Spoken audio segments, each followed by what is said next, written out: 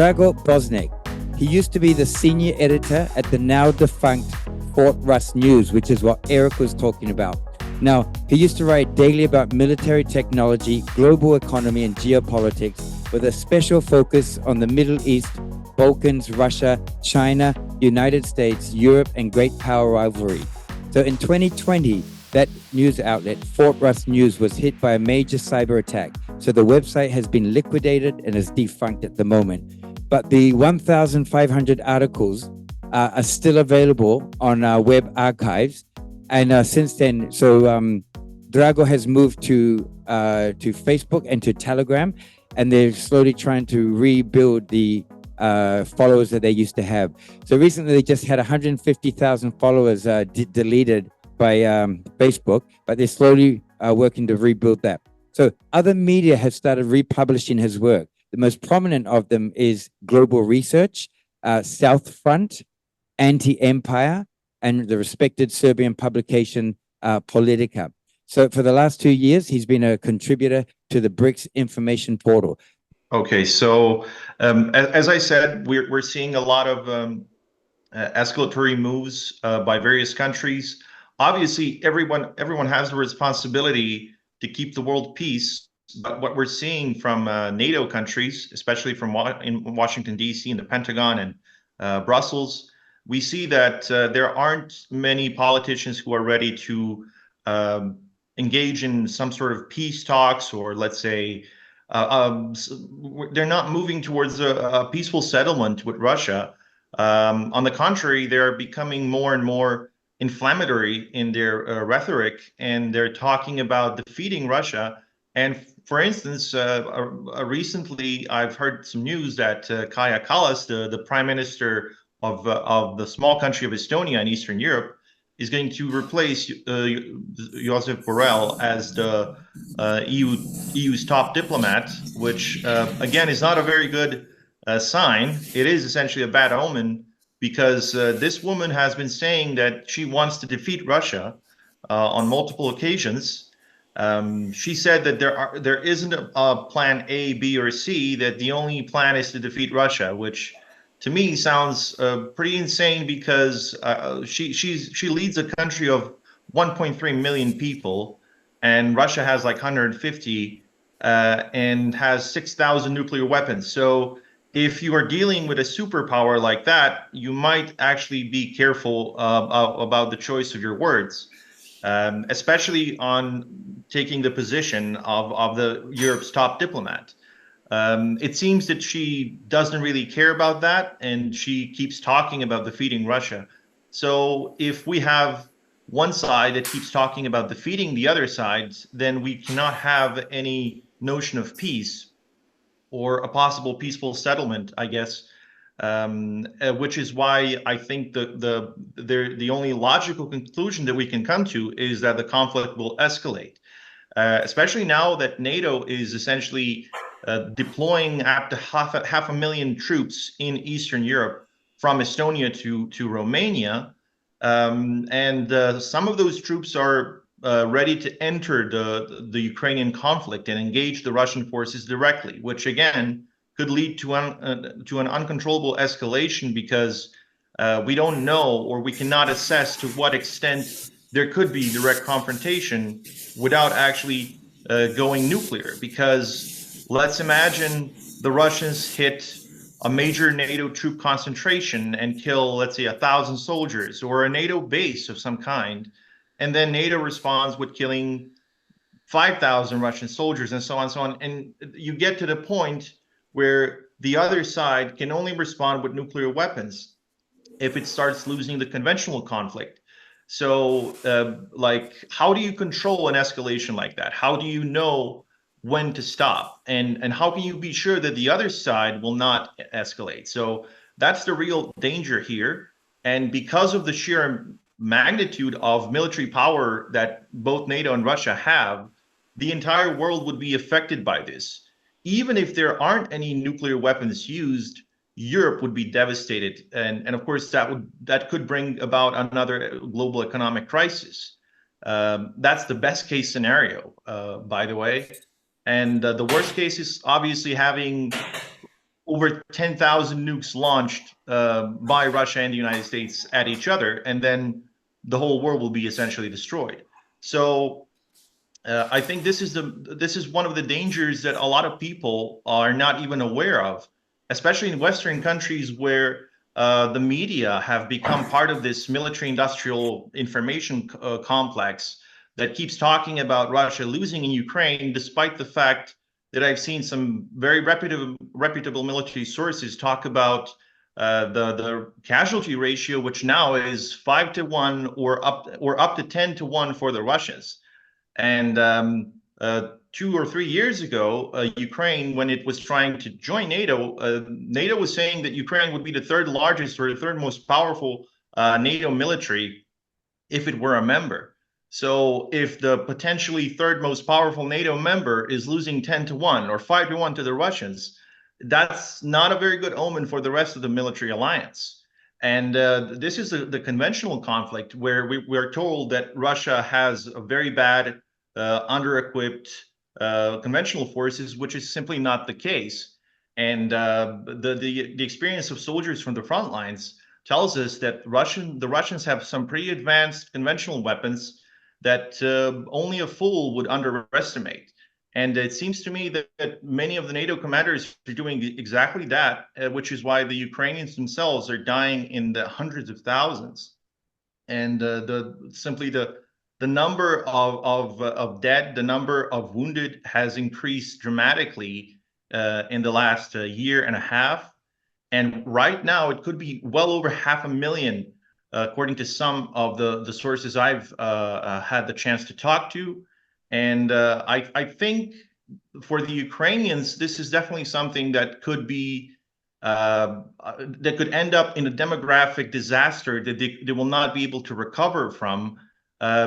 First of all, we have millions of refugees, people who have left Ukraine, mostly young people, people like between 20 and 45, which is essentially the basis of any country's demographics and economy.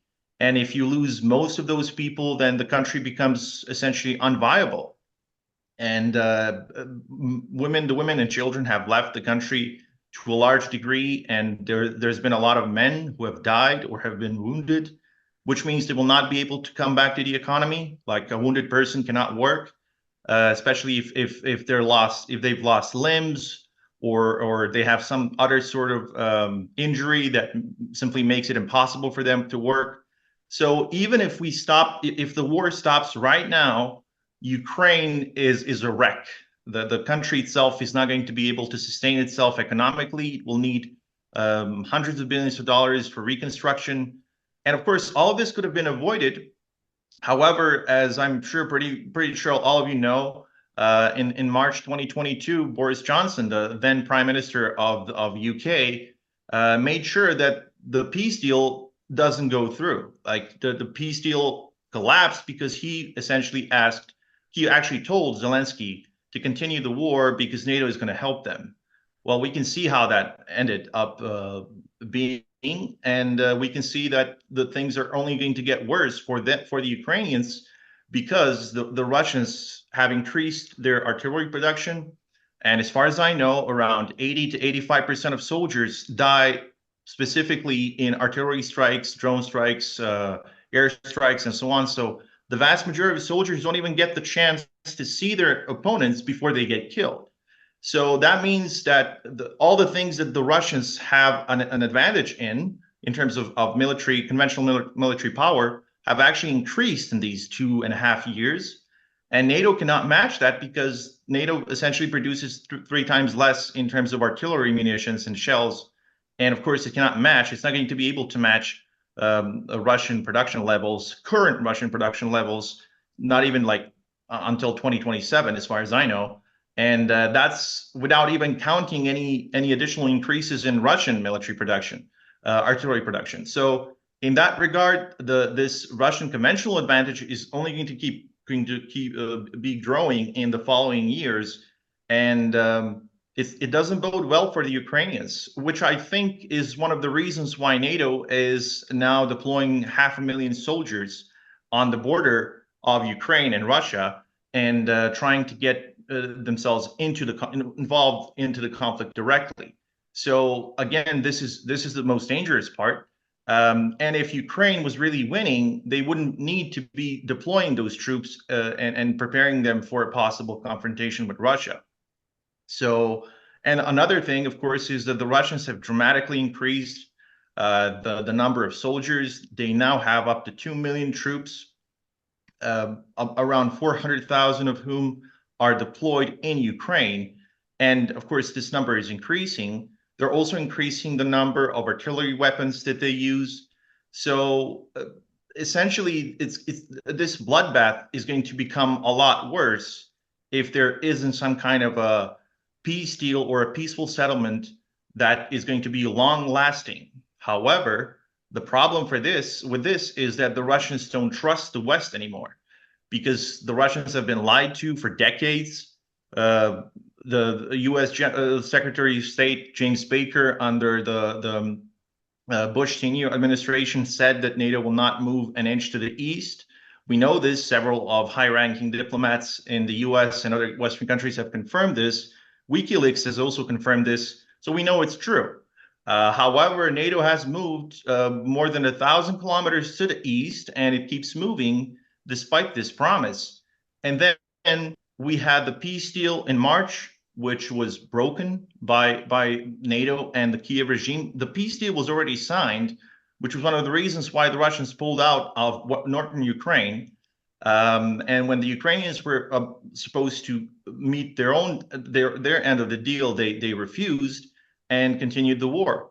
So the problem is the Russians have no one to talk to on the other side. Nobody on the other side is ready to talk to them to see how we could resolve the problem and make sure that we don't end up blowing up the planet. So I think this is the main issue that we have with maintaining global security. And then this is the part about Russia. And then we have another problem, and that's the issue of China. Obviously, every country has its own interests. Every country wants to expand its influence and zones of influence and power. So nobody is innocent in that regard. However, the U.S., what it's doing now is essentially trying to project power into everyone's geopolitical backyard, including China, including North Korea, including Iran, including various countries in Africa and Latin America. So the problem with this, of course, is that this is creating a sort of a very robust anti-Western alliance, such as the BRICS, which is expanding quite rapidly across the globe. And it could bring about the new like bipolar world where you would have the political West led by the US and you would have the rest of the world united against the US, which again is dangerous because we all know I was born in 1991, which means like I was born after the Cold War was ended, but I'm pretty sure a lot of people remember the Cold War era and how dangerous it was. If we get back to such an era where we would have not the Soviet Union, but the entire world versus the United States and its allies in Western countries, then again, it's not going to end well because these other countries will want to have weapons to make sure the US cannot project its own power in these areas. So again, the US would really need to reconsider its stance and its Wolfowitz doctrine that was adopted in the early 90s when the US essentially just said, we are the only superpower, we can do whatever we want, the rest of you will just follow our orders and do what you're told. So again, this has pushed a lot of countries towards enmity towards the United States. And this sort of anti-Americanism is another problem, of course, because it's expanding around the world thanks to the imperialist policies of these deluded people in Washington, D.C., who think that they can continue bullying the world without any consequences. And of course, at this point, if we really look at the global security situation, we can see that virtually the entire nuclear arsenal of the world, except the United States, is aimed at the United States and Western countries. So it's not just Russia; it's also China, it's North Korea, and all these countries are investing more and more weapons, more and more money into nuclear weapons and strategic weapons that can deliver these nuclear warheads. And all of this is aimed at the United States. So we have 330 million Americans who are now in danger of being obliterated because of the imperialist policies of the United States. So once again, I think the people in Western countries themselves should put pressure, additional pressure on their governments to stop doing what they're doing, because we're all going to end up in a very bad situation because of what they're doing. And not to mention, of course, that there are millions or billions of other people that will be affected by all this, and that are already affected by American imperialism, which is uncontrollable at this point, because there's no country in the world, or virtually no country in the world, where we don't see American imperialism and these three-letter agencies trying to depose governments, organize coups, civil wars between various countries, and so on. And like what we're seeing in Latin America all the time. We can see that the Monroe Doctrine is still alive and well. We see that a lot of American warmongers in Washington, D.C. are in power. Like, for example, John Bolton, who really wanted to see the war in Venezuela and several other countries happen. I mean, he's not in power right now, but there are various other neocons that are still in power, and who are pushing the U.S. towards this, let's say, warmongering imperialism that is still not under any sort of check. Like, nobody keeps the U.S. in check in this regard, and also another thing is the manipulation of the international law that we see all the time. We don't see that that the international law really exists, because it's applied based on double standards.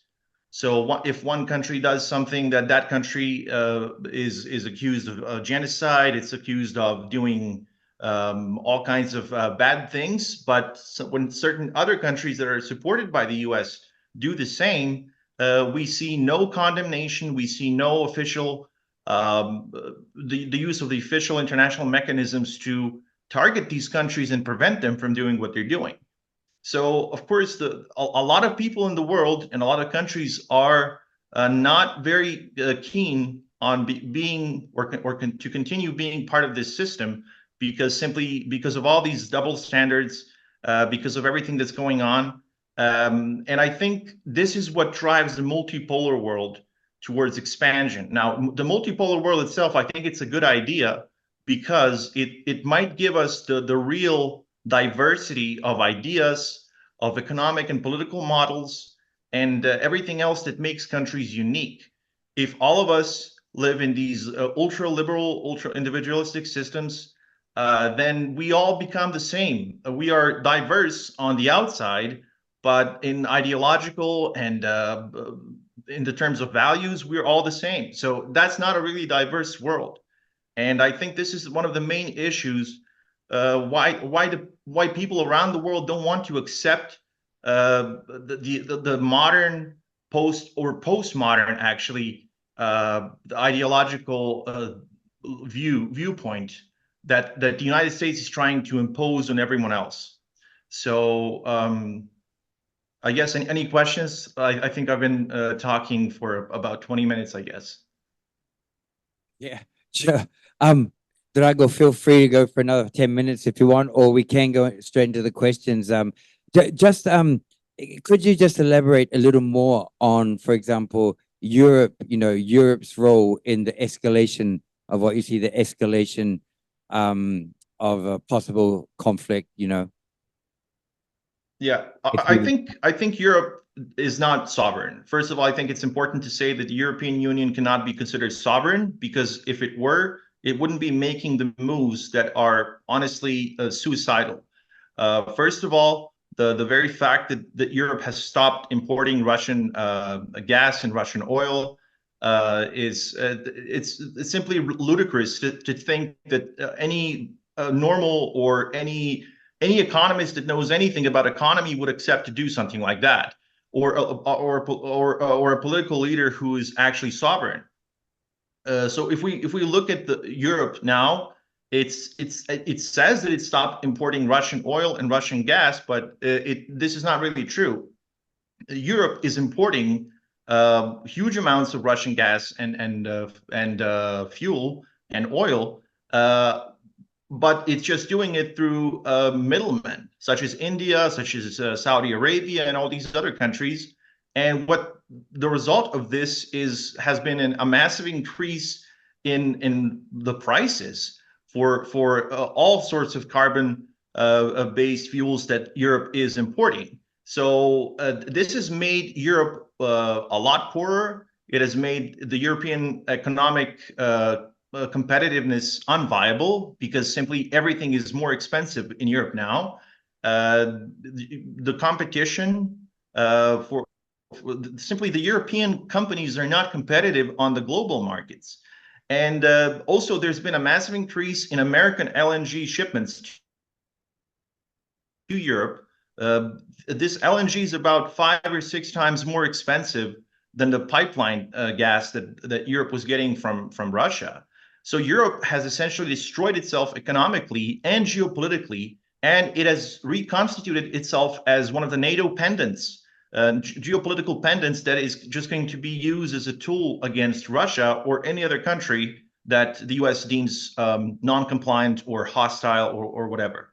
And this includes China. Like right now, the US is insisting that Europe gets into this so-called decoupling, economic decoupling with China. And this is another way in which Europe is going to commit economic suicide because China is a major trade partner. It's also the world's largest market. So Europe is losing the world's largest market, and it's losing cheap goods from China, from Russia, and these other countries. So once again, and at the same time, just to make it clear, at the same time, the US is trading with Russia and China without any issues. The US has actually increased its import of Russian oil, of Russian gas, of any sort of commodities that the US economy needs. And at the same time, the US is insisting that European countries should cut any economic ties with Russia. So once again, this is a double standard. This is an example of blatant hypocrisy. And we see that Europe is going to destroy itself. Like even without a war, Europe is done for. Europe is doing what it's doing. And the damage is already done, as I said. And I think the situation is going to get worse for Europe unless some more sovereigntist, let's say, political elites come to power in European countries. We see some of that happening right now, but it's still far from enough, I guess. Thank you. So, sorry, we're going to go into the questions, but can I just clarify something? It's a very simple question here. So you're saying that the US has continued to import and export and do trading directly with Russia and directly with China. However, it is insisting that European countries do not do that. So European countries have largely cut their economic ties with Russia. So what is the leverage that the US can use over these European countries to get them to follow? What is it that the US is forcing them to do? First of all, most of Europe is dependent on American military power for protection, which is why I usually say that NATO is the world's largest racketeering cartel, which essentially it is because of the way it functions. Europe itself cannot defend itself militarily, especially not against a country like Russia. So in that regard, America has like the first grade leverage over Europe. However, there are various other ways in which America projects its power in Europe, and that's through political elites and through these so-called new European Union members, such as Poland, Romania, and various other, Scandinavia too, of course. We have new NATO members such as Finland and Sweden. So and also there's also the UK, which is always on the side of the US, which is always in that US Five Eyes camp. as it's called. The UK is not in the European Union anymore, but it still has a lot of influence on various other countries through bilateral means and relations. And also, there are countries which are simply too small to be able to resist U.S. influence. Like, for example, I don't know, Spain. Spain is a good example of this. Spain is sending weapons to Ukraine to fight Russia, despite the fact that Spain doesn't really have an interest to fight a country like Russia. Then there's also the so-called new right that is on the rise in Europe. A lot of them are patently pro-American or at least pro-Trump. And what they're doing now is they're trying to get on the US's good side, on the side of the current Biden administration, and they're starting to threaten Russia. For example, the Prime Minister of Italy, Giorgia Meloni, said that Russia will be forced to come to the negotiating table.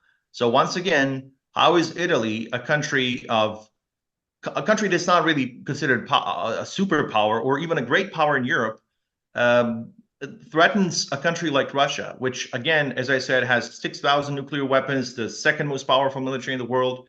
Like, if you're trying to talk to a country like Russia from the position of power, you need to have the power to back that up.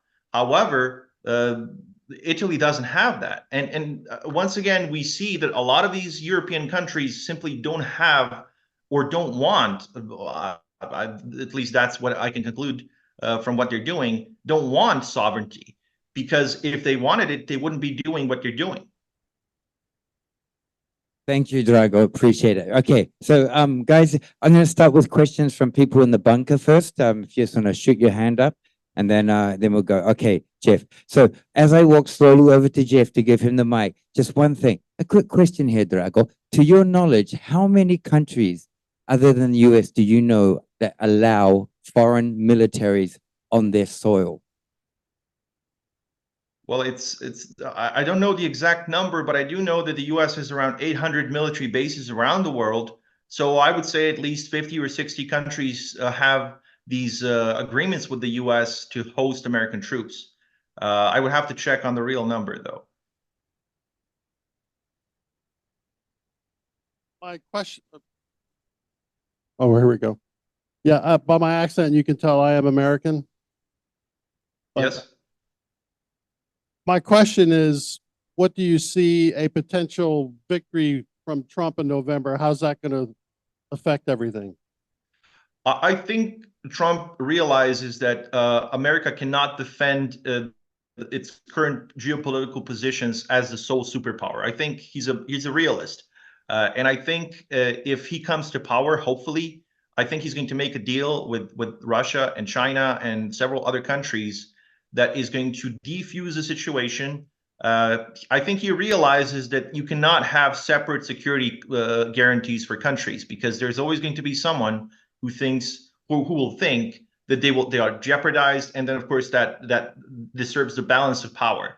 I think what he will do is try to negotiate a deal with Russia in Ukraine, a deal that would make Ukraine a neutral country, and it will probably cement Russian gains in terms of territorial changes.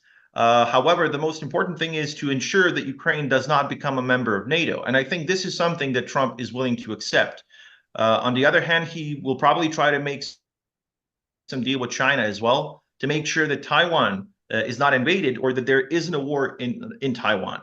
I think this is what he will try to do. However, Trump is not the only guy who's going to come to power in November if he's elected, because there are a lot of neocons that are going to try to disrupt him, just like they did during his first term, especially the guy that I mentioned, John Bolton. But there's also, of course, Mike Pompeo, and similar people are just going to try to disrupt Trump's plans. And this might slow down his plans to simply make sure that the world is not destroyed in a nuclear war.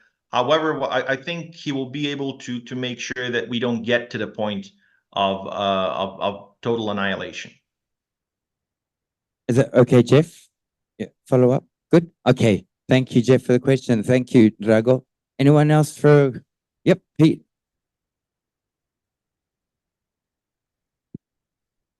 one, two. Good evening, Drago. Thank you very, very much indeed, sir. My name's Pete. Very, very easy to listen to, I have to say. A fan you have found in myself. Right, couple of observations I want to make, and I'd like your opinion on things that are being reported, please, sir. First off, in regard to the 800 plus US bases around the world, I heard over the last couple of days that apparently Russia has one military base outside of its borders, shall we say, and China has 1.5. I don't know what the 0.5 indicates, but that's just something I'd like to kick off with. Secondly, Israel. I believe there are reports coming out for appeals for 10,000 soldiers, and over 500,000 Israelis have left since the 7th of October. Now, we're staying in that area, and obviously, in regard this, I'm hearing reports as well in regard to Mariupol about Central Asians arriving in large numbers to replace the ones that have either died or left, or the diaspora, whatever way you wish to class them. Now, I'm also reading as well that the rules have been changed recently in Ukraine in regards to foreigners owning land, and that 1/3 of the arable farmland has already gone to BlackRock and the rest of them. Now, Yeah, I mean, no. Sorry, Drago. One last thing I want to say. Have you any thought? Well, actually, two last things I want to say. First one being, have you any thoughts on the reports of Zelensky's good lady buying herself a $4.2 million Bugatti? And finally, in regard to the UK election tomorrow, Labour, Conservative, Reform, would you have any thoughts or any preference on who would be the ones you would like to be the next government? Thank you, sir. Great. I probably will have to remind me of some of the questions, but let me start with the bases first. You mentioned that there are 800 plus of American bases, which of course is true. And Russia does have one base outside of the former Soviet Union. They do have like 5 or 6 in former Soviet countries, such as Kazakhstan, Kyrgyzstan, Tajikistan, and so on, and Belarus, obviously. But outside of the former Soviet Union, yes, they do have one, which is in Syria. We could say 2, but those 2 are essentially they function almost like one because they're quite close. It's the naval base in Tartus and, of course, the Khmeimim air base, both of which are in northwestern Syria. China, as far as I know, doesn't really have true military bases in the true sense of them being major power projection points. And I know that one is in Djibouti, which is there to essentially guard their sea lanes that are leading to Europe, which is very important for China, obviously, because Europe is one of its major trade partners, which of course enables China to become the economic superpower that it is over the last 3 decades. What was the second question? Could you please remind me? Right, hang on. The second one, the observation was in regard to Israel appealing for 10,000 soldiers, and also the fact that allegedly over 500,000 Israelis have already left Israel since the 7th of October. How will that affect the country itself? Yeah, well, I cannot confirm that 500,000 of Israelis left. I do know it's at least 150 to 200,000. It's obvious that Israel has some manpower problems. Otherwise, they wouldn't be passing laws that allow the recruitment of Orthodox Jews who are anti-militant, so to say, don't want to they don't want to serve in the military. I mean, it's quite obvious that Israel has a lot of manpower problems because the war that Israel wages simply is such that it cannot use its air power and long range strike weapons to get rid of Hamas because most of Hamas is underground. It's infantry based, which means you need a lot of special forces to be able to defeat Hamas. And the same goes for Hezbollah, because Hezbollah is a largely infantry based fighting force that relies on bunkers and these complex networks of underground tunnels simply to offset Israeli air power.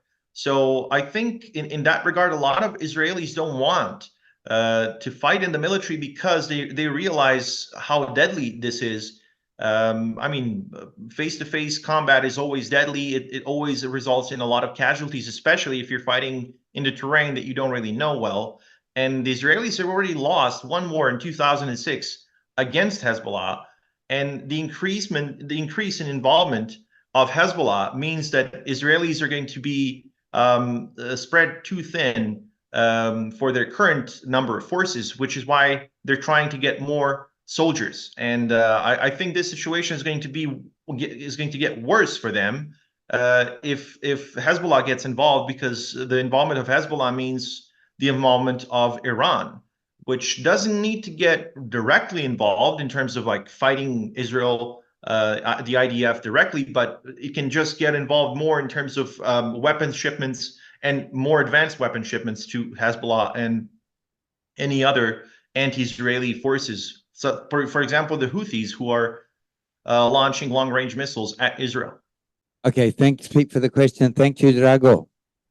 Anyone? And what was the third question? I'm sorry that I have to. I just couldn't remember all the questions. So, is there Drago? Don't worry, we'll come back to it. I'll just go to Okay. a question. Annabelle?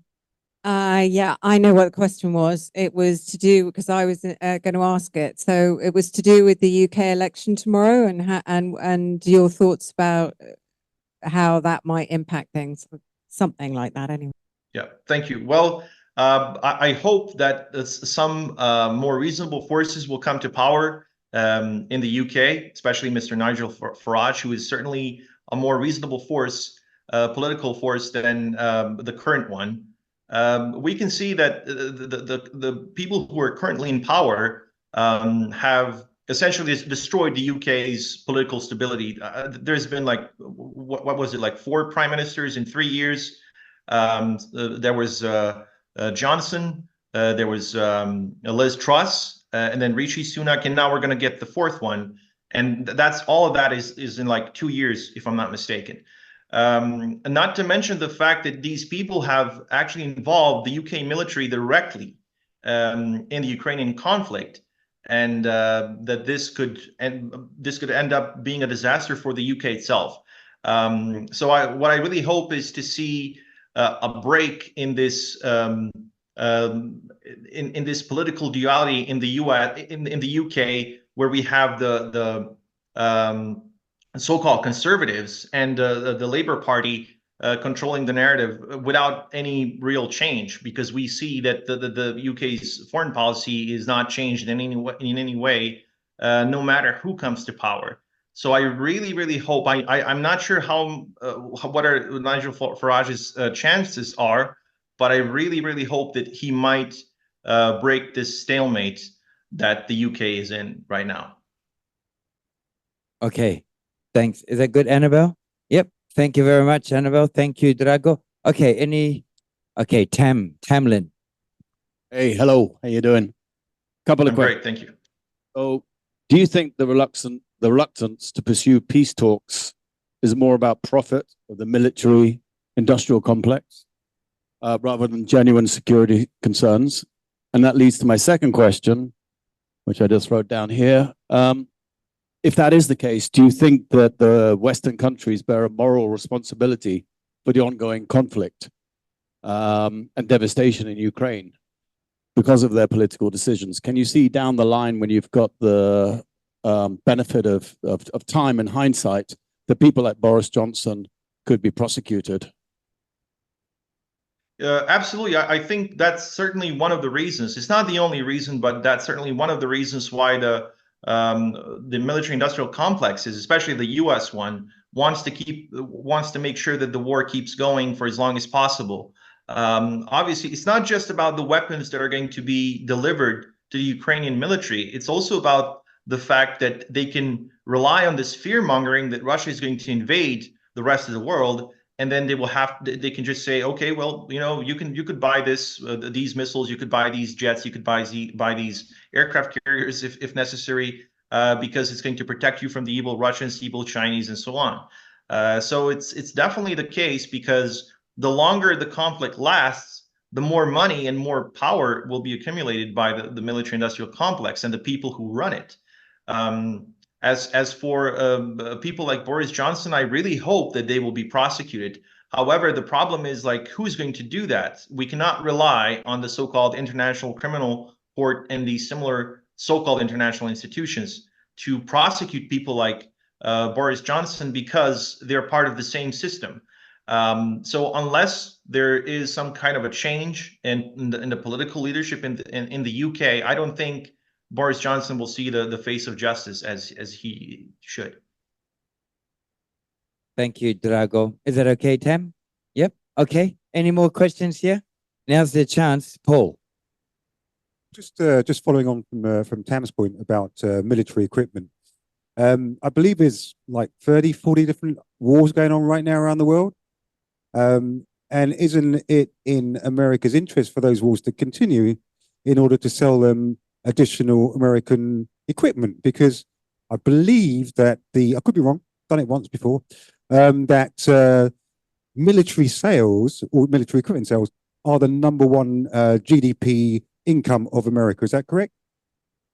Absolutely. I think that's the case, because America has outsourced most of its production economy to other countries, and what really is left in the US is the military-industrial complex. We see that most of these companies that actually make the most profit are military companies, military industry companies, such as and military industry giants such as the Lockheed Martin, the Northrop Grumman, Raytheon, and all these other companies that are making hundreds of billions in revenue because of the wars that you mentioned. And the problem is the political system in the US is such that a lot of senators and congressmen are essentially bound by their electorate to make sure that these companies continue running and making more revenue. Because these companies, let's say if you are representing a county and Lockheed Martin has a military has an arms factory in this county, then Lockheed Martin has the interest for you to run and get into the Congress. And if you have dozens or hundreds of such congressmen, then the military-industrial complex will continue to exert massive power over decision-making in the US.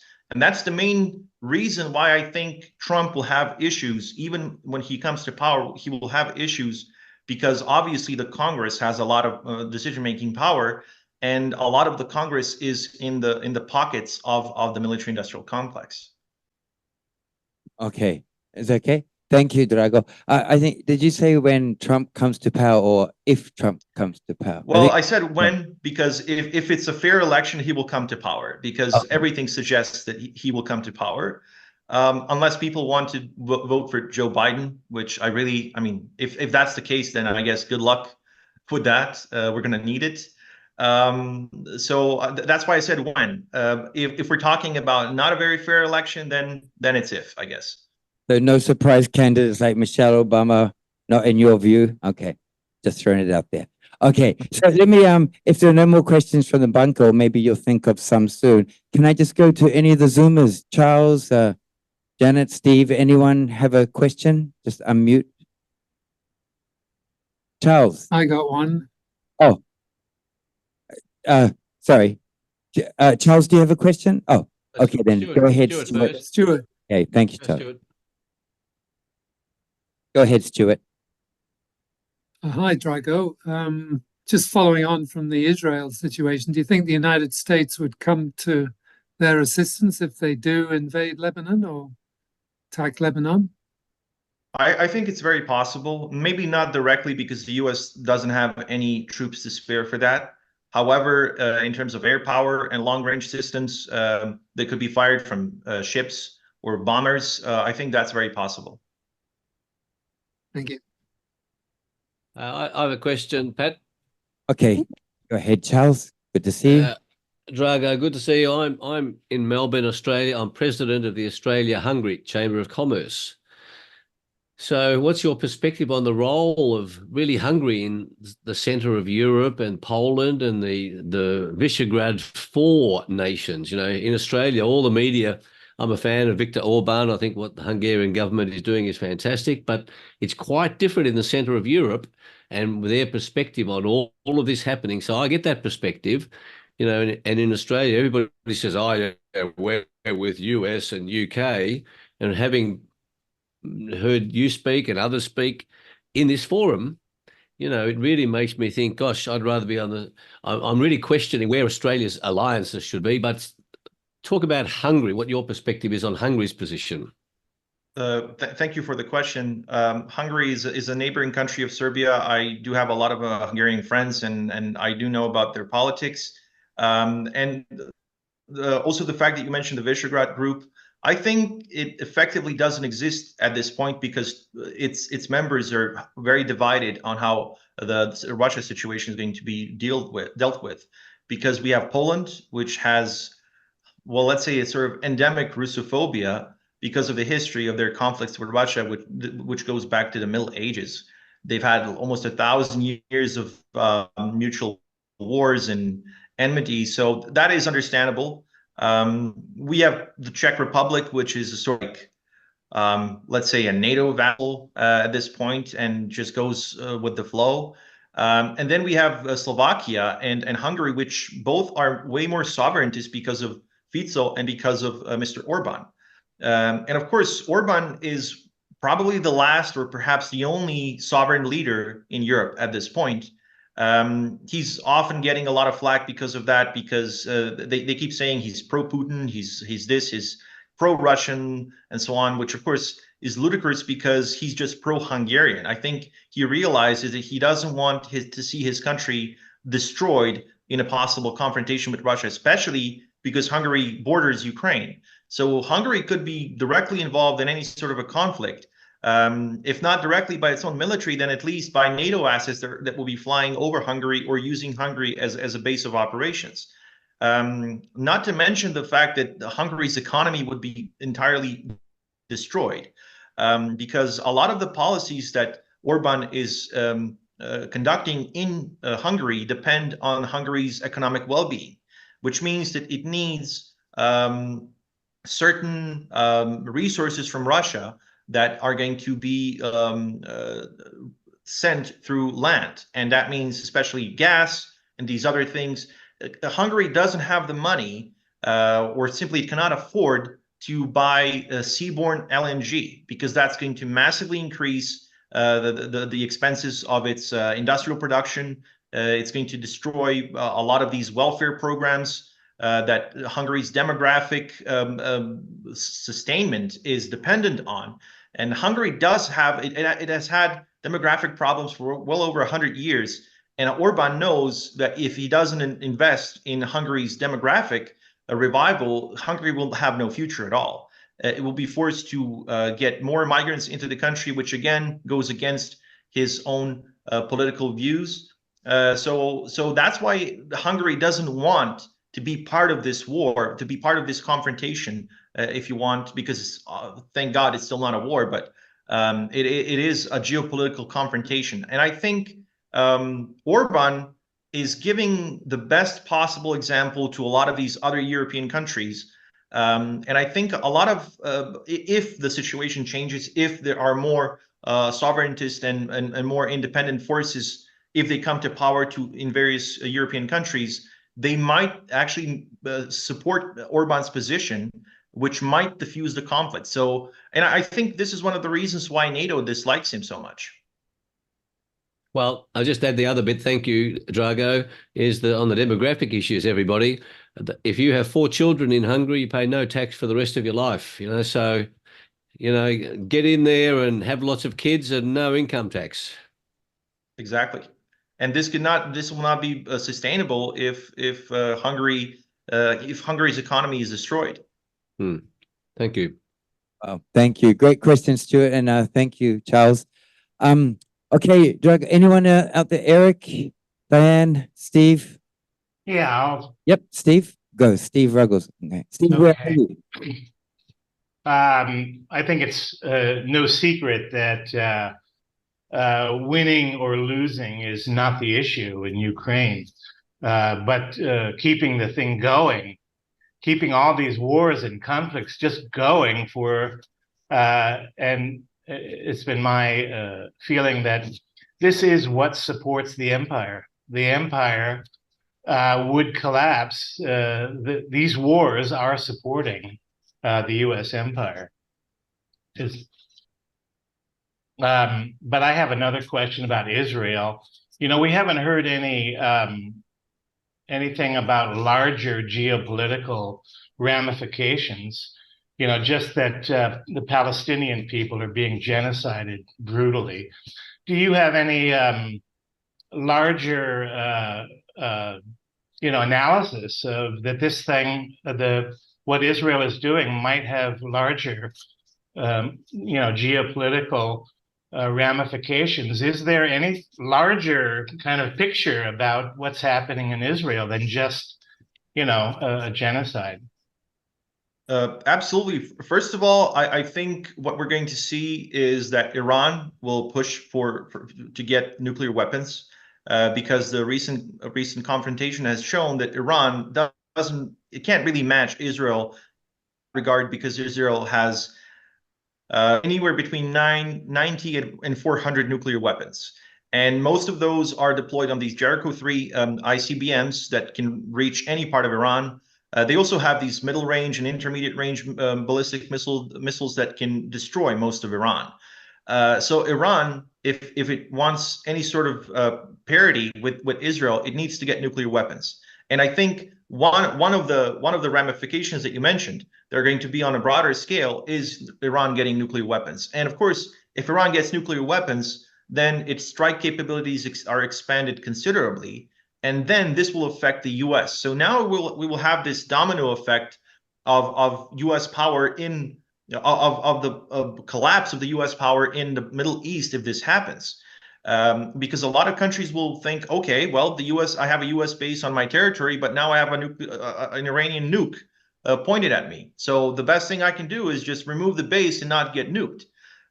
So I think that's one of the broader ramifications that Israel's foreign policy concept, if we can call it that way, is going to affect the U.S. Power projection in the Middle East.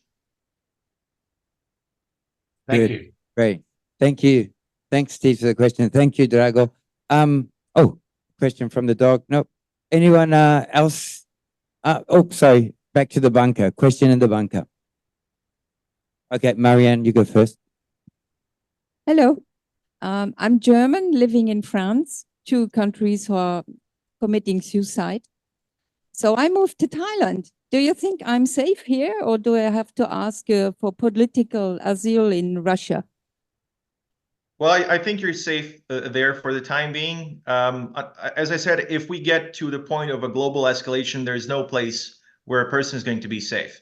But as you said, you're definitely not going to be safe in your country or in France because of all these suicidal policies that they're conducting.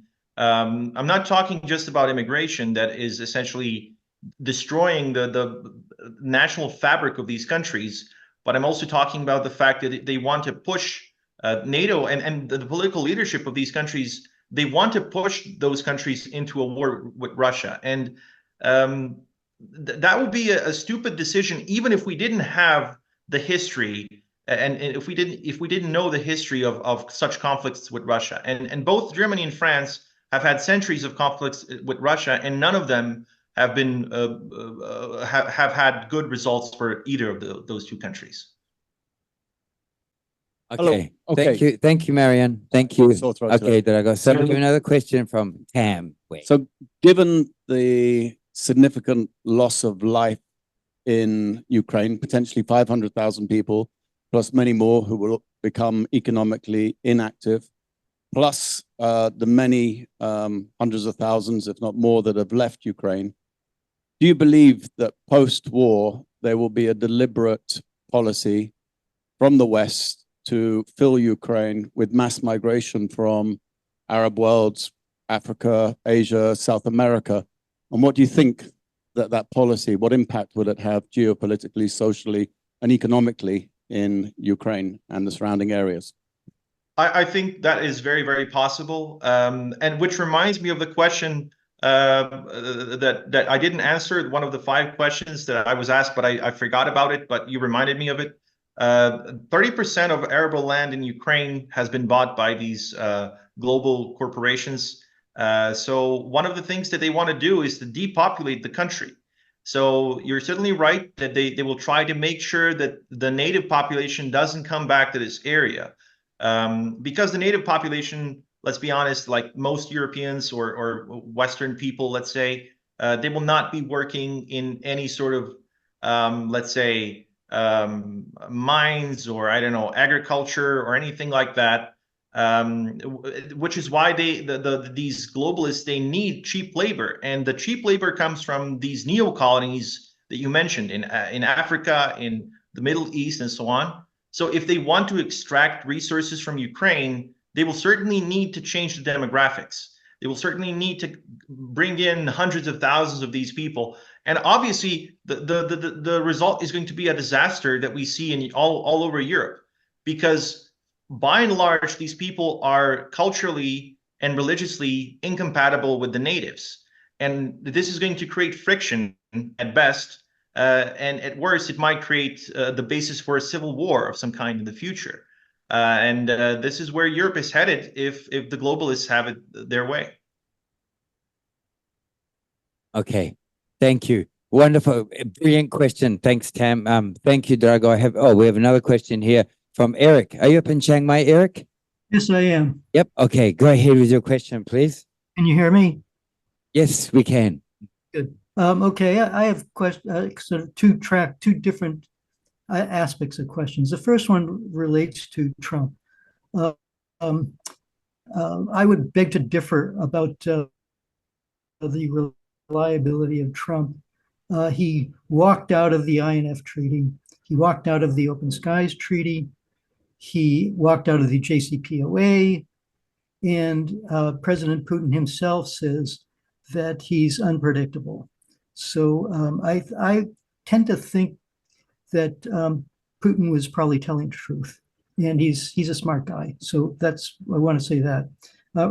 Regarding the war in Ukraine itself, I thought a lot about this too. I've been following it for years, and of course, thank you for Fort Russ, which I have also followed for years, and I just thought, oh, poor Fort Russ. But I want to say that I think there's kind of like there's a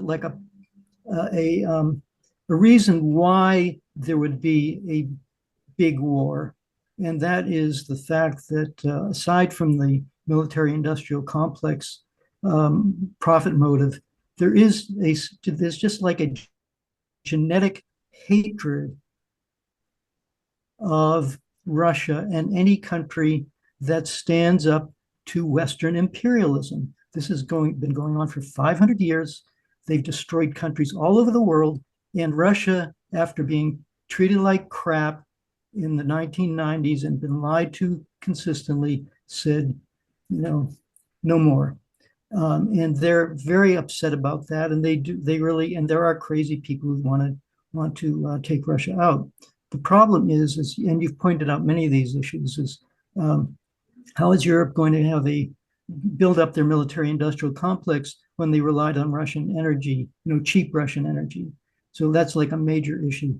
The United States military-industrial complex relies on Chinese chips.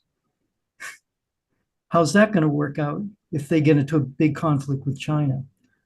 But I think a deeper, longer-term issue is that Western civilization itself is in steep decline.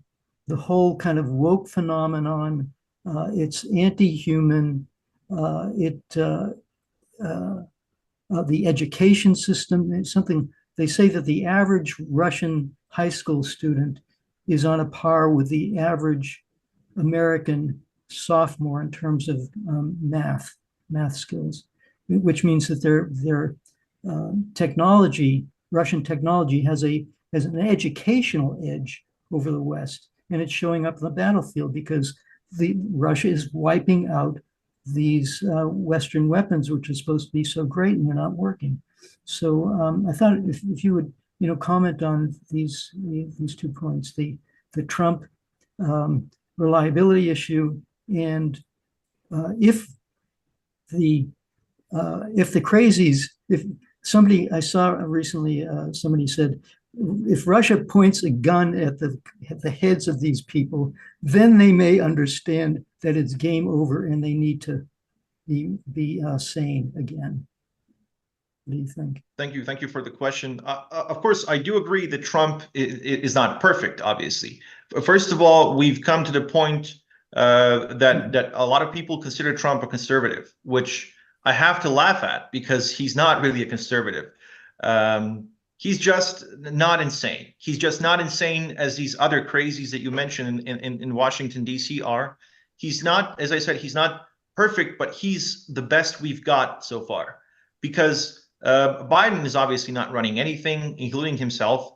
So I think the oligarchs who are behind Biden, the people who run the show, they will have to deal with Trump if Trump comes to power, because Trump is not Trump, as I said, is not perfect, but it's not as easy to control him as is the case with Biden. So if these people are going to be, if they're going to have to deal with Trump, we at least get a few more years of not getting the world blown up, because it's going to push the attention of these people inwards, where they will try to control the narrative in the U.S. entirely. And this is why I think if Trump comes to power, we will not see the level of escalation that we're seeing now. However, you are right. You're 100% correct. He has canceled several deals. However, the point is, these deals were a mere formality for the most part, because the U.S. has not been honoring these deals for years. For example, the INF Treaty, well, the U.S. was able to develop certain weapons in a matter of weeks, as they say. However, the thing is, you cannot develop these weapons in a matter of weeks. It takes years. So that means they were already developing them and then just said, okay, we have them now that we've exited the INF Treaty. Because you can't, honestly, you can't develop a weapon in 2 weeks after you've canceled the INF Treaty. So in that regard, I think Trump will just do his own thing. That means like making sure that his business runs smoothly and so on. It cannot do so if there's a war or if there's some sort of a confrontation. So this sort of like business-like mind that he has might just push him from his own personal interest not to expand or escalate the confrontation with Russia. We'll see how far that gets us in terms of stabilizing the world. He might turn the U.S. attention towards these Latin American countries, or perhaps some countries in Africa, because those countries are important as neo-colonies to sustain the might of the American economy, the might of the American dollar, and so on. As for the second question, the crazies are the problem, and they will certainly disrupt Trump's, let's say, purported desire to not escalate the conflict. And of course, there is an ethnic or let's say religious side of those crazies. A lot of them are of Jewish ancestry. They come from Eastern Europe, and a lot of them have been driven out in those pogroms in the 19th century. And those pogroms were not only done by the Russians, they were also done by the Poles and Ukrainians and all these other nations. However, it has left a lot of them with this generational long Russophobic hatred, and they brought this themselves in the U.S. They brought this in the U.S. and expanded it in the American political elite. And of course, we can talk about examples like, for example, Victoria Nuland, who essentially made sure that the war in Ukraine happens, and was one of the people who implemented the 2014 coup that brought us into the situation that we're in now. So I think the crazies are going to stay there, But if they're going to have to deal with Trump, they just might not have the chance to start, to start the war that they want to start. And this might give us a few more years, I guess. Okay, Eric.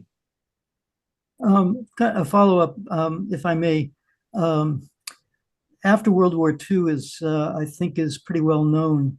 Many of these Ukrainian Nazis came to the United States, Canada, and they have also had a big effect on U.S. and certainly Canadian politics. I mean, the second in command there is her father was a Nazi propagandist. So that's one other factor. It's kind of a complicated factor. And I guess forgive me, I'm being argumentative, I guess, but Sheldon Adelson's wife just gave Trump $100 million, and that puts Trump in the Zionists' pockets. So that raises the question of the Samson option.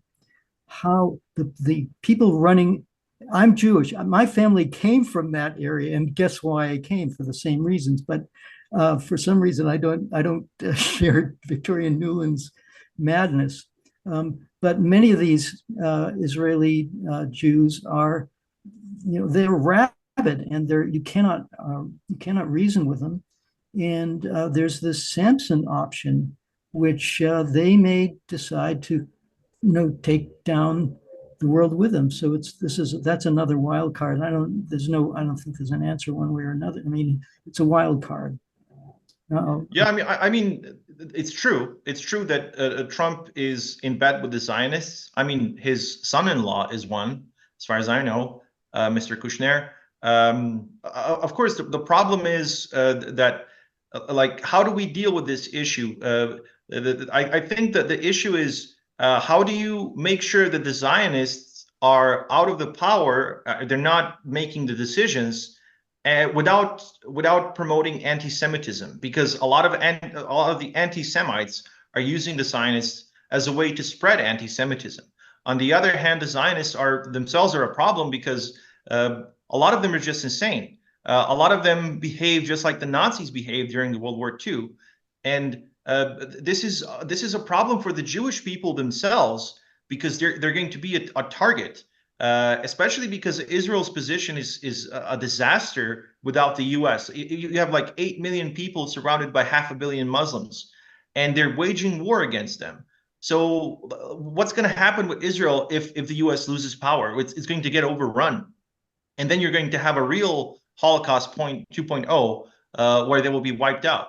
So the point is, we should remove the crazies on both sides. However, the crazies have too much power, and they will continue harboring that. And of course, the hatred towards certain countries like Russia, as you said, for whatever reason, for personal reasons, for the reasons of personal interest. For example, the fact that Russia has massive resources that could be used by these people to do whatever they want.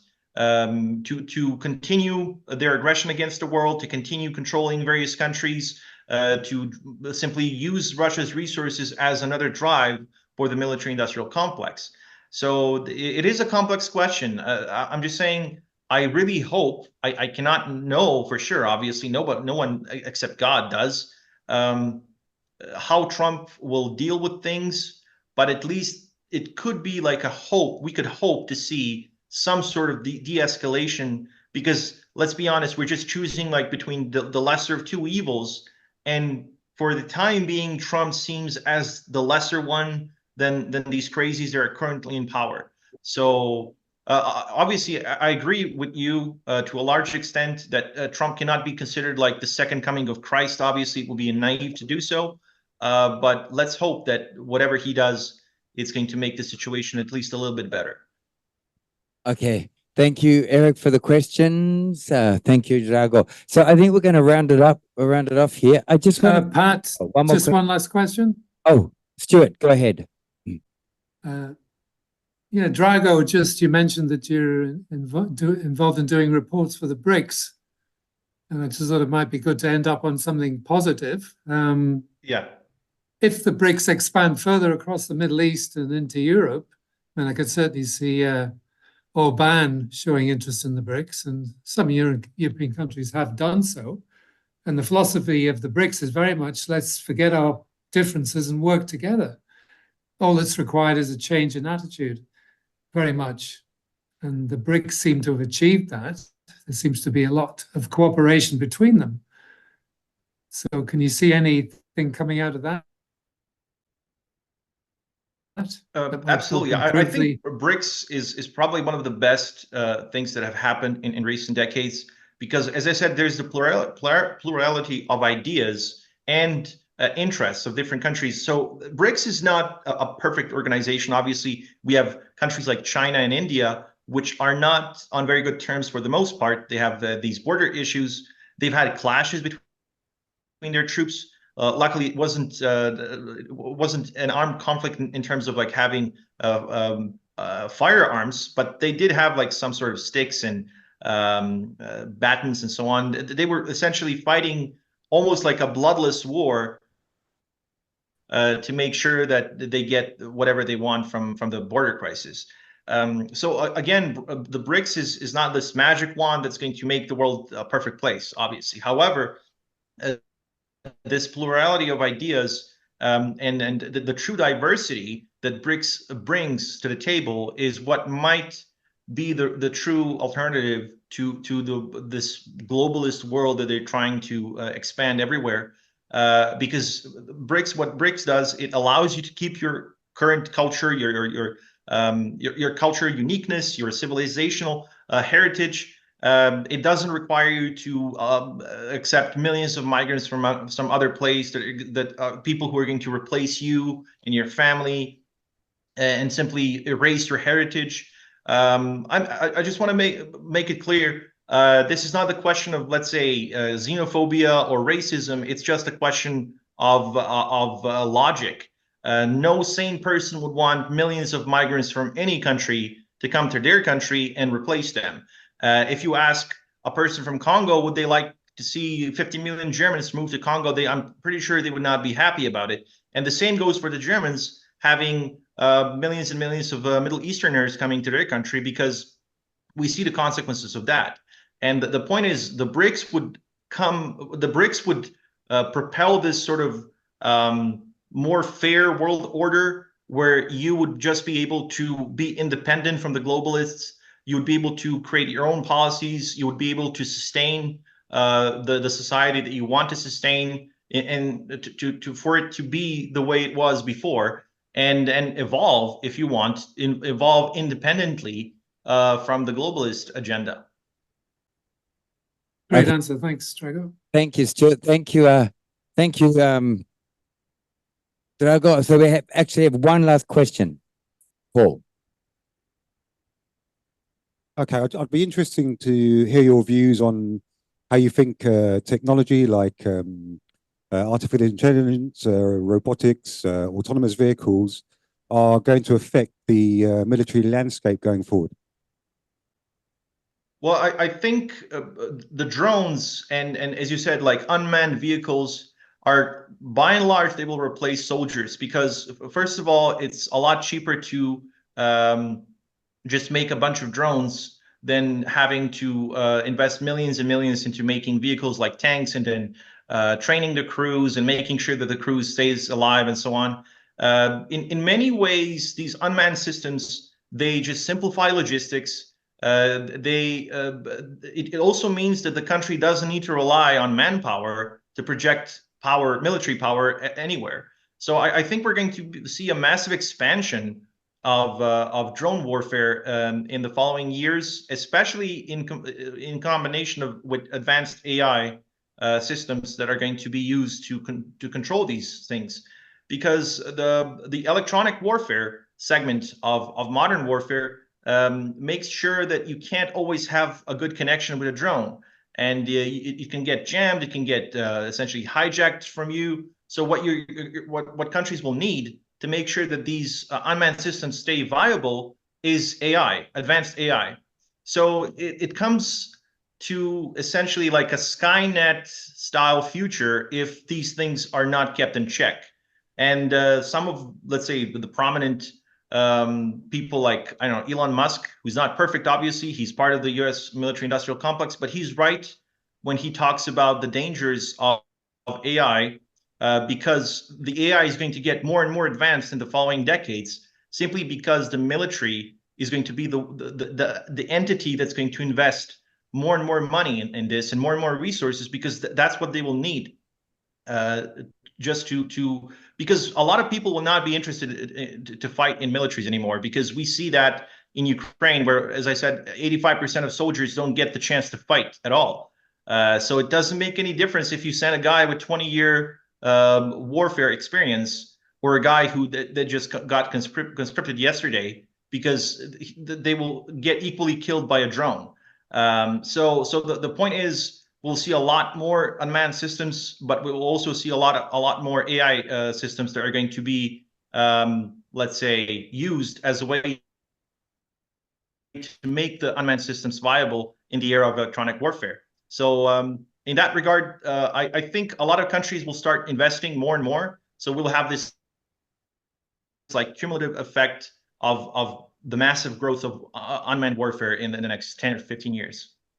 Okay. So for the last question, because we always like to finish on an uplifting note of positivity, Drago, given everything goes well, in your opinion, you mentioned before if Trump gets in, but you actually said when Trump gets in. Let's just talk about the Hungarian Prime Minister, his attitude, positive attitude, wants a sovereign Hungary.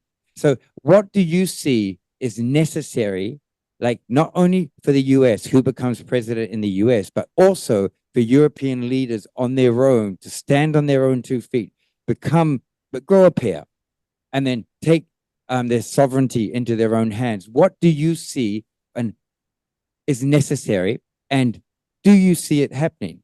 What would you like to see happen in order to avoid a larger global conflict? I think most Europeans and Americans, of course, just need to stop daydreaming. They need to wake up. And I'm not talking about, obviously, the woke mind virus that is being expanded in our countries, but I'm talking about actually waking up and realizing that your societies will be destroyed if you don't. So essentially, I really do hope. And I see that in the younger generation of people that I'm talking to, a lot of them realize that that nothing good is going to come out of it, and a lot of them have actually just realized that they should do something about it, that they should not just wait for someone else to do it. So there is hope. I'm not saying the situation is obviously bad, but and it could get worse. But there is hope, as you said. There is hope that people will come to their senses. And I really hope that Europeans, maybe not in the next 5 or maybe even 10 years, but let's say like the next 15 years, there might be tectonic changes in Europe in terms of politics, where people who are not liberals, who are not these woke bunch, are not going to be in power, and will be replaced by sovereigntists and people who want to be independent, people who don't want to be ruled by the globalists. It's going to take some effort. It's going to take some time. It's not going to happen overnight, but I think it's possible. And let's hope it happens. And how about the roles for groups like ours? What do you see? Anything else we can do? Anything more you think we can do? I think you're doing great. I think just the fact that I mean, I'm really happy to see so many well-informed people who know what's going on in the world, people who have taken an active role in making sure that at least their countries or their communities know what's going on. So I think you're doing a great job, and I really think you should keep it up. So on that note, I say thank you very much on behalf of Samui Real, everybody here in the bunker. Thank you, a big hand. Thank you to all those all over the world, Charles and Stuart and Steve and Diane and Eric and Janet, and we have Janet in Japan, and we have people in Belgium watching. So I just want to say thank you to all of you for being a part of this. And Drago, once again, thank you so much. And we look forward to seeing you very soon. The pleasure was all mine. Thank you very much. And good night. Thank you. Thank you, Pat. Bye, everybody. Thank you. Bye-bye, everyone. Thank you. Bye, everyone. Thank Good night. you. Good night. Bye. Bye.